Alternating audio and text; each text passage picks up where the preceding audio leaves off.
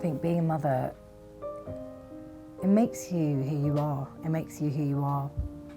It's made me who I am. Did aerobatic flying, and you know, when you're not flying, that's quite physical. And then when you're not flying, I was pushing airplanes around, and it's a physical kind of work. But otherwise, it was just pure pleasure, and yeah, there's a lot of stress also involved. But I find actually being a mother, taking care of children, a lot more exhausting physically and emotionally. And of course, you don't get people coming up to you and say, wow, that's amazing. Nobody does that, unfortunately. The main thing is being there, just being there for the children, because I do notice that when I do other things, when I have projects that I have to do, and I have to sacrifice time, you know, away from the children, I really feel it. Why should you return back to work and send your child to nursery and have somebody else inflict their values on your child and bring them up their way? And why? Why have kids if we're told we can't stay at home? Because in fact, really, women should be going back to work because that's progress. Well, I think that's not progress. I think we're going backwards, and mothers at home matter is progress. 30 years ago, our parents could own a house and we can't. Is something wrong? We should, you know, be progressing. No, we're going backwards. We're going backwards because at least before, the father was working, the mother was at home.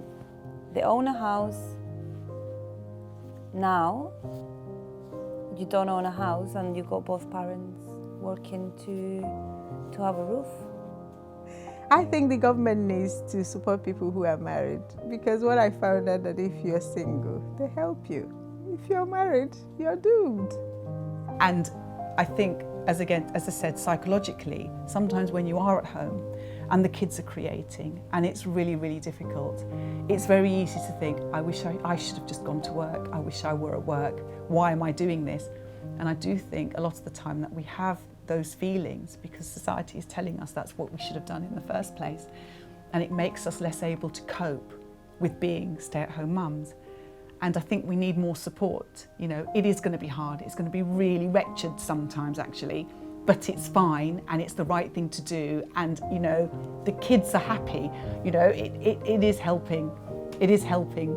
You're supporting them in their growth and the way that they love the world and how they see themselves and how they feel in this world, you know, like to get them to understand. When we walk down the street, you know, I love that my daughter, oh my God, and Mara, she just, you know, she's like, oh, Mummy, look at this little stone. You know, it's so amazing. It's so amazing to see that. When you have a baby, for me, from my point of view, I really felt like the baby feels that you are almost their identity and they don't know any different to you. So they're kind of, you are one entity.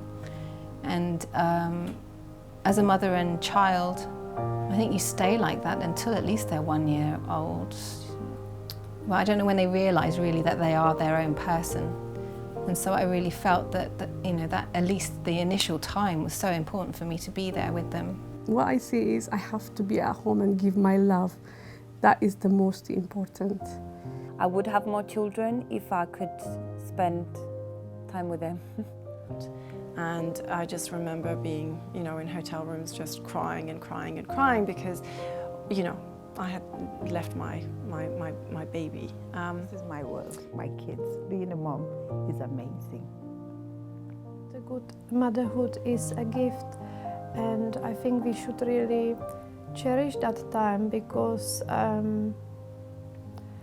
it is a very precious time because, as we know, we grow very fast, and you can see that especially on the children because the development, the milestone, what is happening on daily basis is just amazing. So to have the privilege to be witness of that, I think it's beautiful, yeah.